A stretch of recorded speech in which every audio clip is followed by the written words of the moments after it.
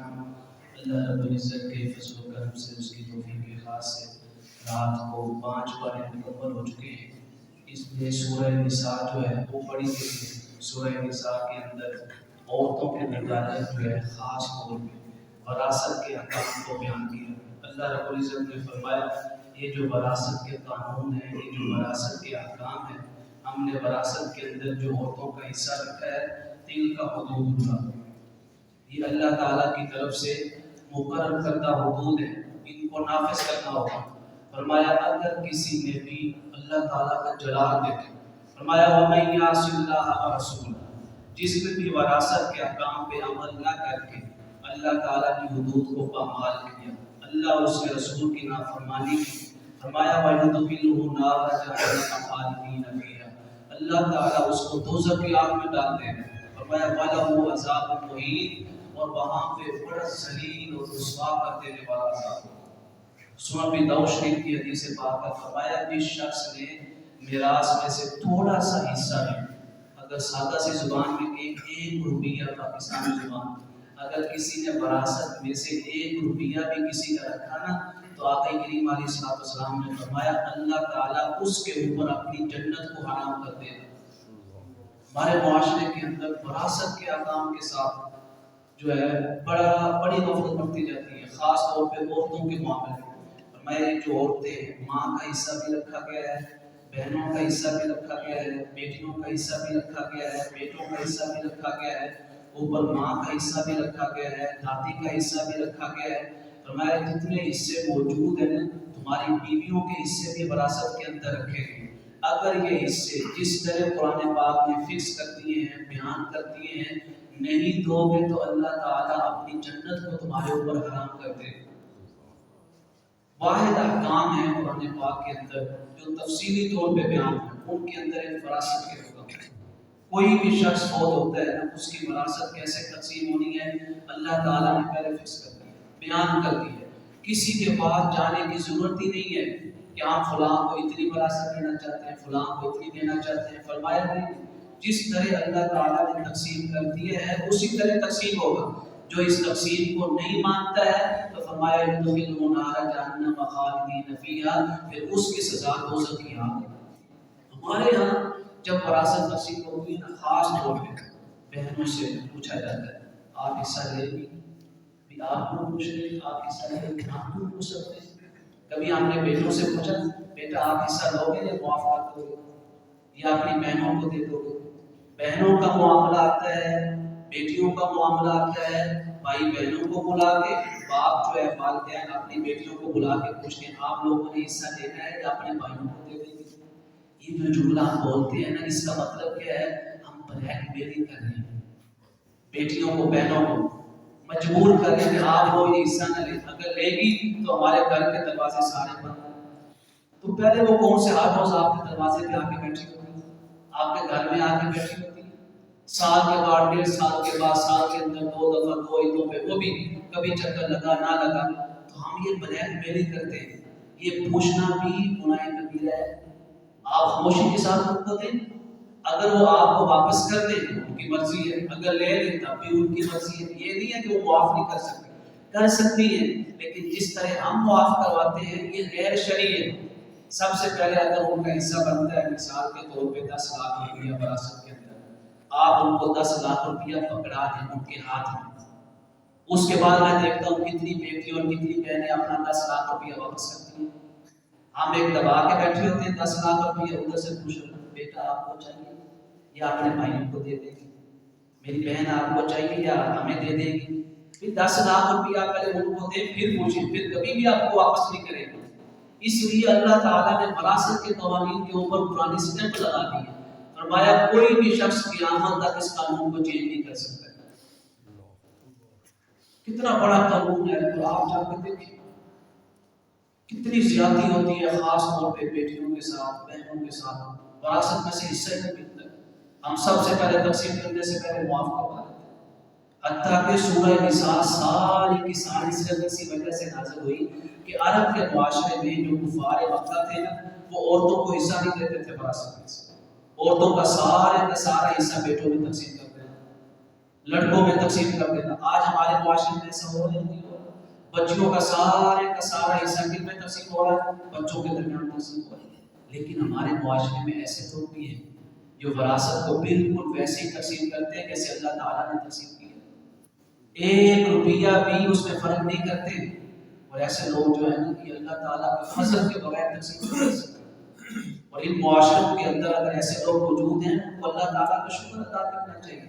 تو سب سے پہلا حکم سورہ نساء کا کہ وراثت کے جو قوانین اللہ تعالیٰ نے مرتب کیے ہیں اس کے اوپر عمل کرنا ہے. ایمان کا پتہ کب چلتا ہے؟ جب ایمان جو ہے نا پیسے کو تقسیم کرتا ہے.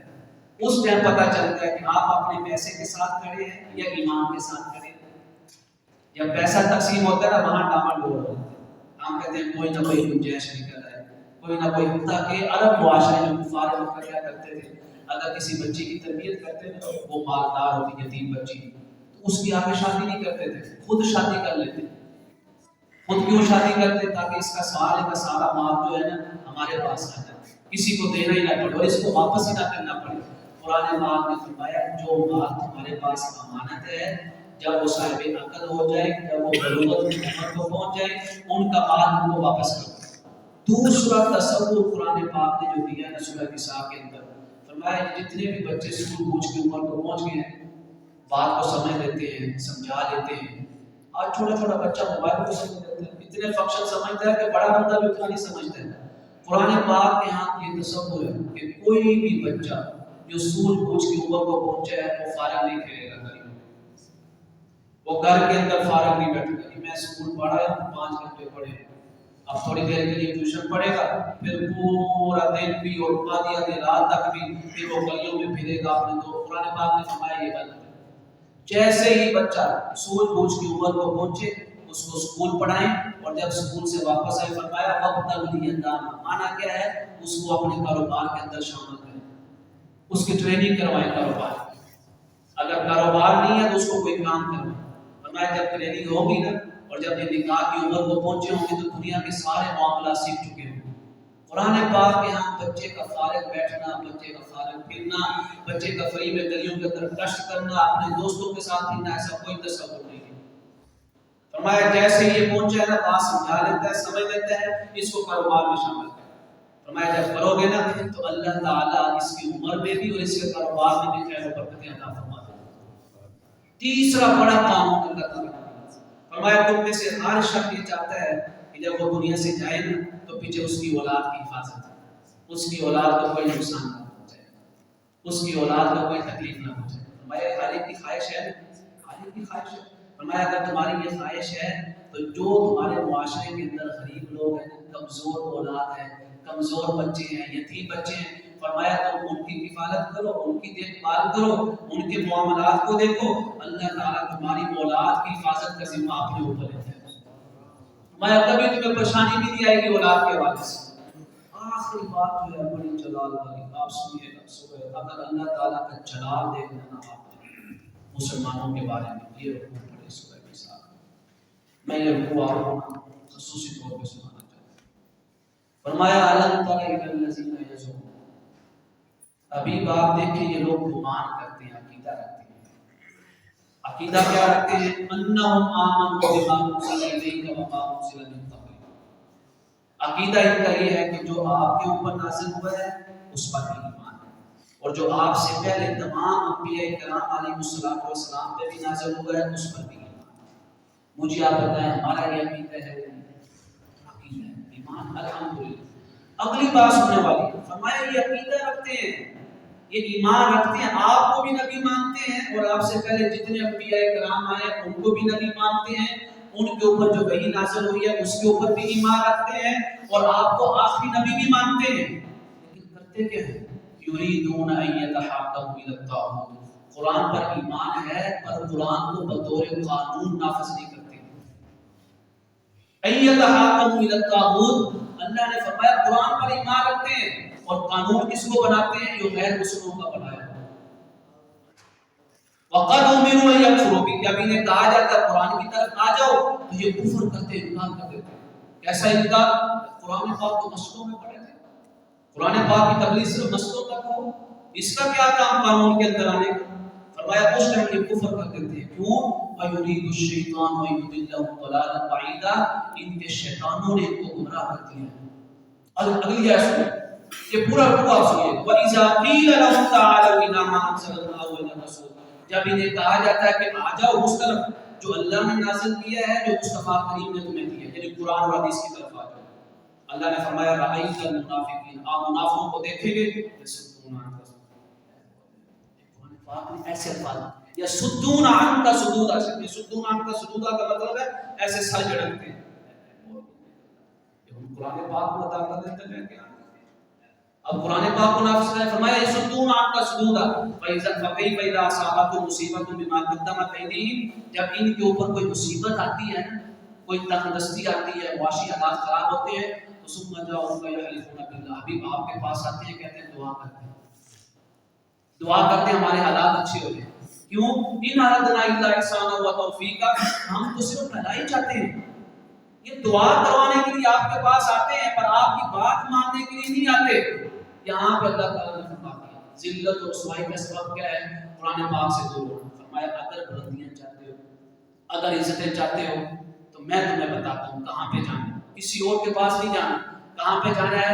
فرمایا وَلَوْ أَنَّهُمْ إِذْ ظَلَمُوا أَنفُسَهُمْ جَاءُوكَ فَاسْتَغْفَرُوا اللَّهَ وَاسْتَغْفَرَ لَهُمُ الرَّسُولُ لَوَجَدُوا اللَّهَ تَوَّابًا رَحِيمًا. تم انسان تھے اور میرے حبیب کی امتی تو ہو،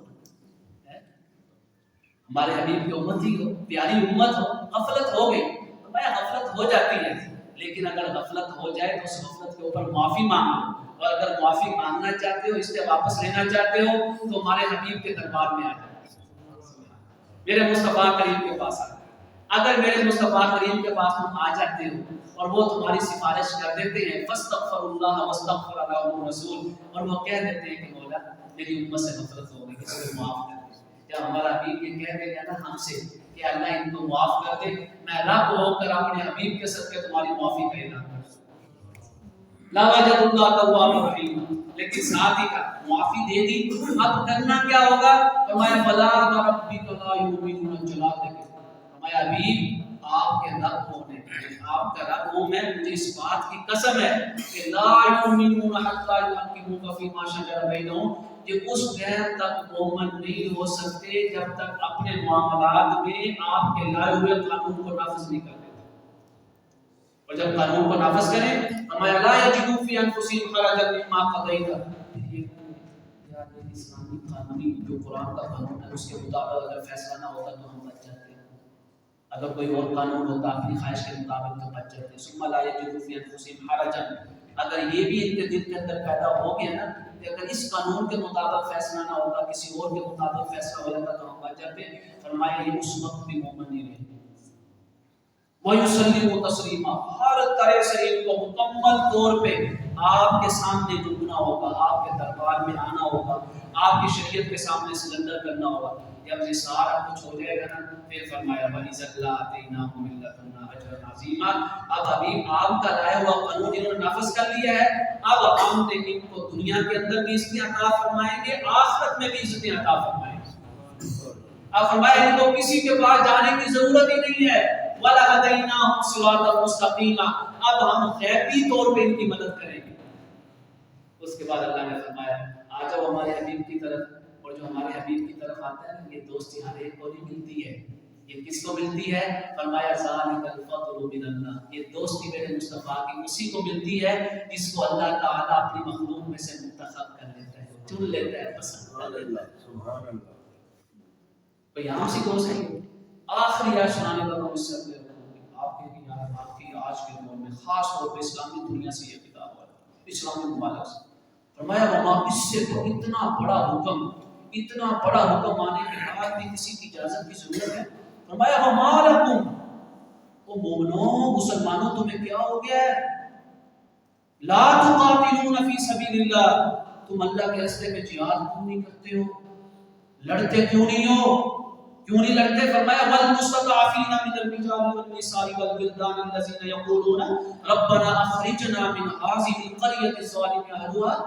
کیوں نہیں لڑتے ہو جب ایک کمزور بستی میں کمزور مرد، کمزور عورتیں، کمزور بچے ایسے ہاتھ اٹھا کے کہہ رہے ربنا اخرجنا من هذه القرية الظالم اهلها، اے اللہ مجھے اس ظالم بستی سے نکال دے، ہمیں اس ظالم بستی سے بچا لے، ان ظالم لوگوں سے بچا لے۔ فلسطین سے آ رہی ہے، وہاں سے آ رہی ہے، ہمارے وہ دعا کرتے ہیں اس ٹائم، وَجَعَلْ لَنَا مِن لَّدُنْكَ وَلِيًّا وَاجْعَلْ لَنَا مِن لَّدُنْكَ نَصِيرًا۔ اے اللہ کوئی مددگار بھیج، کوئی دوست بھیج جو ان ظالموں سے ہمیں بچائے۔ فرمایا یہ سارا کچھ دیکھنے کے بعد تمہیں کیا ہو گیا ہے کہ تم کیوں نہیں ان کی مدد کے لیے لڑتے ہو؟ وَمَا لَكُمْ لَا تُقَاتِلُونَ فِي سَبِيلِ اللَّهِ۔ اس کے بعد اللہ نے فیصلہ فرمایا ان کی مدد وہی کرے گا الذین آمنوا یقاتلون فی سبیل اللہ، جو مومن ہوگا، اور ان کی مدد سے وہی انکار کرے گا۔ فرمایا والذین کفروا یقاتلون فی سبیل الطاغوت، جو ان ظالموں کی سپورٹ میں کھڑا ہوگا۔ اللہ نے اصول دے دیا، ہمارے مخالف نہیں ہے۔ ہم کیا سمجھتے ہیں کہ یہ لوگ طاقتور ہیں، غیر مسلم۔ اللہ نے فرمایا ان سے لڑو۔ فرمایا ان کید الشیطان کان ضعیفا، یہ بہت کمزور ہیں، یہ ڈرپوک لوگ ہیں۔ فرمایا جب تم ان کے سامنے ایمانی طاقت سے کھڑے ہو گئے یہ تمہارا مقابلہ نہیں کر سکتے۔ اللہ نے قانون دے دیا، فرمایا ان کید الشیطان کان ضعیفا، یہ بڑے کمزور ہیں۔ آخر میں اللہ نے فرمایا اللہ نہیں چاہتا کہ وہ اپنے بندوں کو عذاب دے، محبت ہے۔ ما یفعل اللہ بعذابکم، اللہ نہیں چاہتا کہ وہ تمہیں عذاب دے۔ کوئی ایسی بات کرے گا، ایسی گفتگو کرے گا محبت بھرے انداز میں، ما یفعل اللہ بعذابکم، اللہ نہیں چاہتا کہ وہ اپنے بندوں کو دوزخ کی آگ میں ڈال دے۔ ہاں ان شکرتم وآمنتم، اگر تم شکر گزار رہے اور صاحب ایمان رہے تو اللہ تعالیٰ تمہارے ایمان کی وجہ سے تمہیں دوزخ کی آگ سے بچا لے گا۔ اللہ تعالیٰ کی دعا ہے ہم سب کو دوزخ کے عذاب سے